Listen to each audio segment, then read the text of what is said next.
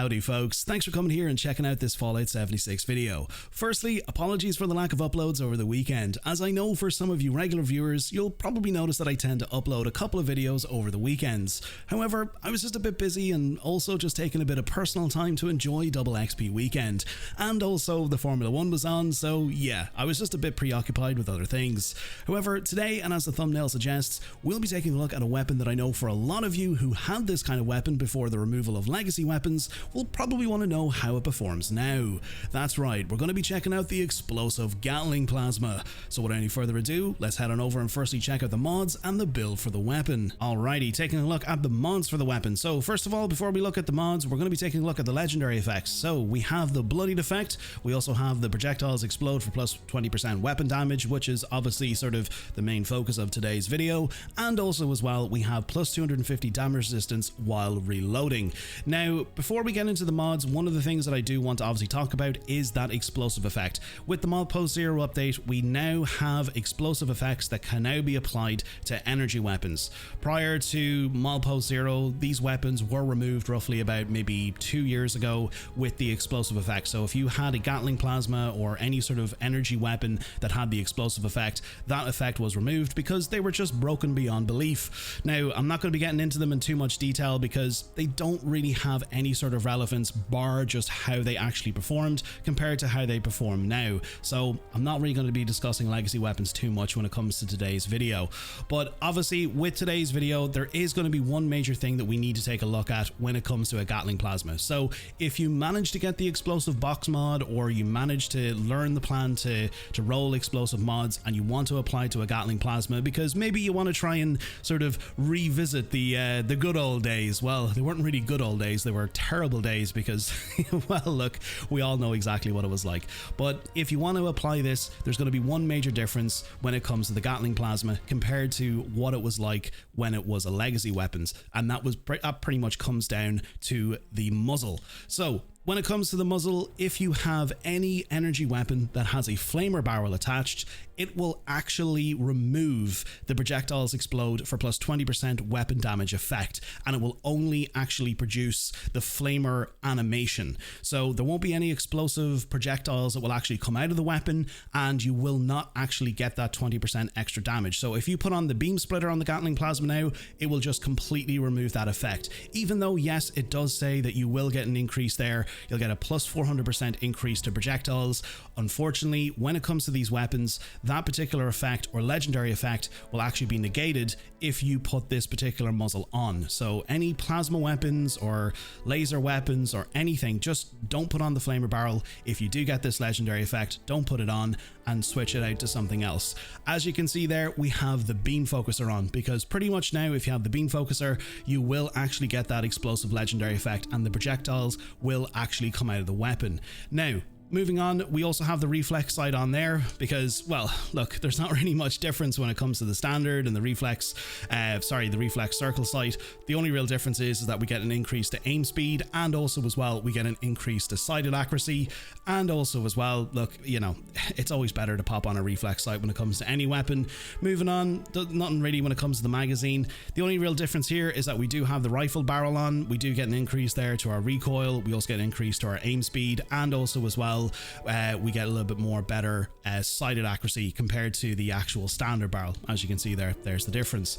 Now, moving on, the only real difference as well, this is only really going to come down to the receiver. So if you prefer to run with standard plasma cores, that's fine. You'll get a little bit less damage compared to the prime receiver, because obviously with the prime receiver there, as you can see, we will get plus 65% extra damage to scorched enemies. So personally, I just prefer to prime my weapons for that little bit extra damage. It's nice to have that there, especially when it comes up when you're going up against scorched enemies. So we do have the prime receiver on there as well. But other than that, that's really it. The main sort of thing just to remember with this weapon is the beam focuser. That's really it. If you want the explosive effect to work, you will need to pop on the beam, or sorry, not the beam focuser, the beam splitter. you'll need to pop that on there. But obviously for the purpose of today's video, we are going to be going for a low health heavy gunner build. So with that being said, let's hop on over and check out the build and also the legendary effects for today's video. Taking a look at the perks and the build for the weapons. So first of all, as mentioned before, we are going to be running a low health heavy gunner build, and as I pretty much mentioned, this is a bloodied explosive Gatling Plasma, so we're going to be utilizing most of the heavy gunner perk cards and also as well the explosive perk cards. Now before we get into the entire build, I'm going to quickly take a look at the legendary perks because we do have some legendary perks equipped. We are going to be utilizing max rank of legendary luck, legendary strength, agility, intelligence, charisma, and also as well we're going to be utilizing max rank of power armor reboot, so we've got a 40% chance to auto revive with full health if you're downed in power armor. That's just personally what I like to run with. If you want to swap that out for something else, I don't know, if you want to swap it out for like funky duds or whatever you want to, it's entirely up to yourself, but personally I just like to run with power armor reboot just for that 40% chance to auto revive with full health. Now moving into the build itself, so as mentioned, we are going to be running a heavy gunner build and a low health build. So with this, you are mainly going to be utilizing max rank of all of the max rank of all of the heavy gunner perk cards. Mainly with all of the heavy gunner perk cards equipped, you will get plus 60% extra damage to your heavy guns. Now I know with the card there, it pretty much does say your non-explosive heavy guns will now do plus 20% damage, but that doesn't apply to the explosive legendary effect. So you will still get the 60% extra damage with the explosive Gatling Plasma or any heavy gun that comes with the explosive effect. You just won't get it with weapons that are explosive weapons, so like grenade launchers, auto grenade launchers, or any heavy gun that's essentially an explosive weapon. You won't get that effect. Now also as well, we do have max rank of locked and loaded in there, so heavy guns reload 60% faster, always a great one when it comes to Gatling Plasmas. Moving into perception, we've got 1 rank of glow sight. This is completely optional, but I just like that 20% extra damage to glowing enemies whenever you come up against glowing enemies, and also as well max rank of grenadier. Now what I'm going to do is real quick, I'm going to take this off. I'm going to show you exactly what this looks like without grenadier. So as you can see there, explosives, yeah, they're not too big, and obviously now with the explosive effects, and now that it's been reintroduced, it now actually has its own little sort of like plasma explosive animation. But if you do pop on a grenadier, let me just see here real quick, just go over to grenadier. Where's it gone? It is, I've got too many perk cards. There it is there. So if we pop on grenadier, we have a look. There you go. See exactly how different that is. A little bit bigger, but you know, maybe not as big as what people thought it was going to be like, you know, pun intended. But anyway, moving on into endurance, we're going to be taking a look at these cards. So we'll have a look at this. So we got Life Giver, so plus 45 to your maximum health. We also have Iron Stomach, so increased damage resistance based on endurance while not diseased. Always good to have extra damage resistance in there. I know we're running power armor, but look, it's always good to have that extra damage resistance. Also as well, we've got Thirst Quencher in there, so increased max AP. Again, it's always good to have better AP when you're in power armor. We also have max rank of chem resistance, so you gain complete immunity to chem addictions. So if, you know, if you're running things like Psycho Buff or Psycho or Overdrive or any of those things, it just means that you're going to gain complete immunity if you manage to get an addiction, or it'll just mean that you just won't get an addiction whatsoever. So if you want to utilize that with this weapon, you can go ahead and do so. I'm not going to be using Psycho or anything like that to increase the damage because I want to obviously show what this weapon is like without those effects or any, you know, like Bobbleheads or anything like that. I'm not going to be utilizing anything to increase that damage. It's just primarily going to be the weapon and the build, but I have that mainly in there whenever I do use aid items like Psycho Buff and all that kind of stuff. Moving on, we do have max rank of Fireproof because you will take 45% less damage from explosions and flame attacks. I've always said this in all of my videos. This is always a great card to have in there, especially if you're going up against the likes of the Scorch Beast Queen or any Scorch Beasts, because it will mitigate all that incoming damage from their Screech attacks. So it's really good to have that in there. Moving on, we do have pretty much 1 rank of Radical or max rank of Radical, because the greater your rads, the greater your strength, and because we are low health, it's always a great card to utilize to increase your strength. And lastly, this is completely optional, but I do have 1 rank of Rejuvenated in there, so you get basically increased benefits to being fully fed and fully hydrated. Look, if you want to swap this out, you can go ahead and do so. I just personally prefer having this in there. I just like having those extra benefits, but if you'd like to, you can go ahead and swap it out for something completely different. It's entirely up to yourself. Moving into the charisma category, we have max rank of Inspirational, so we get 15% extra XP. Completely optional, but it's nice to always get some extra XP. Also as well, we have one rank of Strange in Numbers, so that the positive mutation effects of mutations are 25% stronger if teammates are mutated too. We do have mutations on, and 90% of the time when you team up with other people, they are going to have mutations, so it's nice to have that increase there to the mutations. Now, also as well, we've got max rank of Suppressor, so we reduce your target's damage output by 30% for 2 seconds after you attack, and also as well, we do have max rank of Tenderizer, so make your target receive 10% more damage for 10 seconds after you attack. So these two cards together, they do work very well together, so we have these maxed out here into the Charisma category. Moving on into Intelligence, again, because we are a low health heavy gunner build, we are going to be utilizing Nerd Rage, so while below 20% health, gain 40 damage resistance, 20% in increased damage, and 15% extra AP regen. So obviously with any low health build, Nerd Rage is definitely a must. Moving on into Portable Powers, so all power armor parts and chassis are reduced by 25%.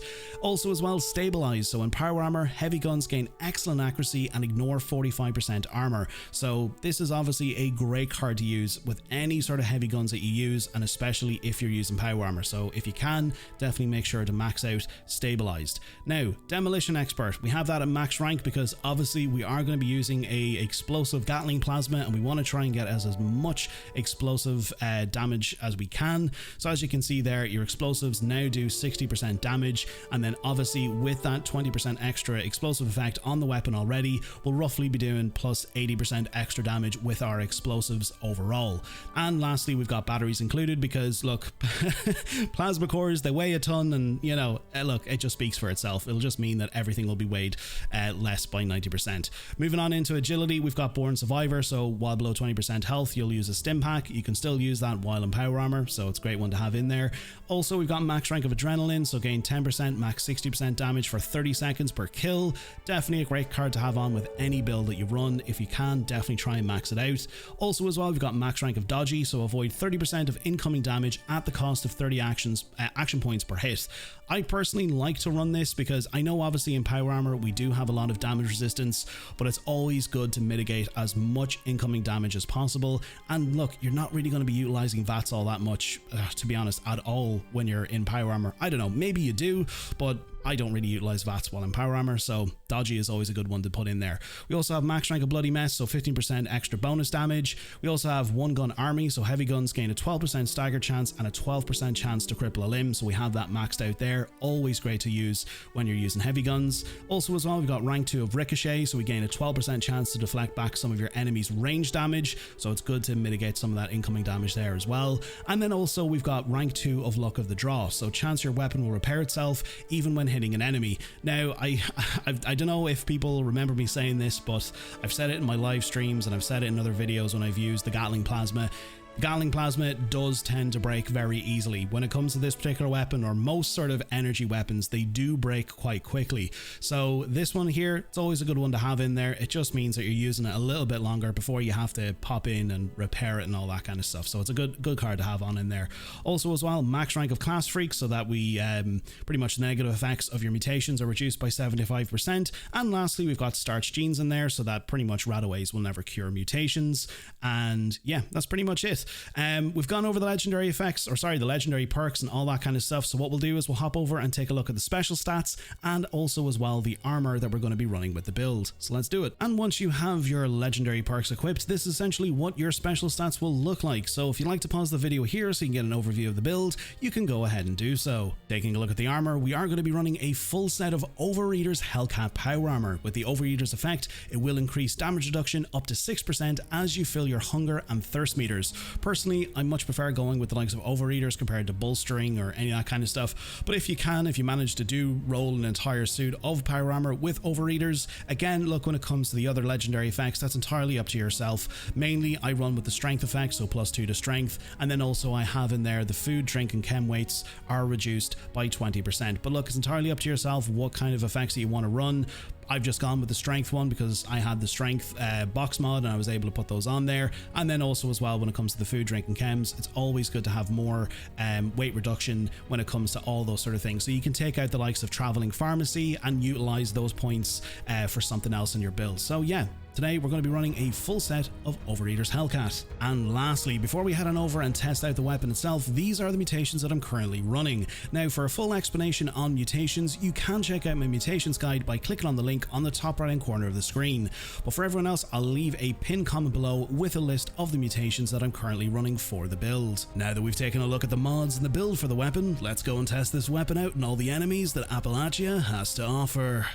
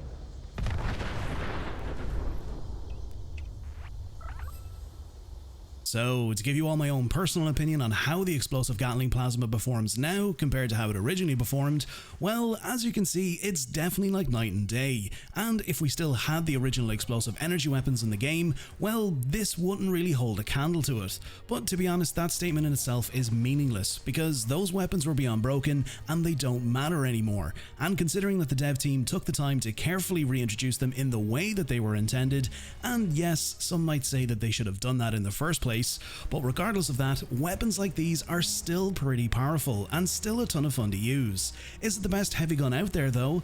Well, in my own opinion, no, but it's definitely next to the likes of the Gauss minigun, because if you manage to get one with the explosive mod, well, that kind of speaks for itself, and if I manage to get another explosive mod, I'll definitely do a showcase of that weapon to show you what I mean. However, that's everything for today. Let me know your thoughts in the comments on what you think about the reintroduction of the explosive effect to energy weapons, and what you think about the Gatling Plasma. But if you did find today's video informative, consider giving the video a like, and consider subscribing to the channel so you don't miss out on future videos. To our channel members and subscribers, thank you for your continued support and helping the channel to grow. If you're picking up anything over on the Bethesda Gear store and you'd like to support the channel, you can use my creator code BTPlasma76 until September 23rd to receive 20% off your entire purchase. Until next time, stay safe out there in the wasteland, welcome to Vault 93, and I'll catch you all in the next video.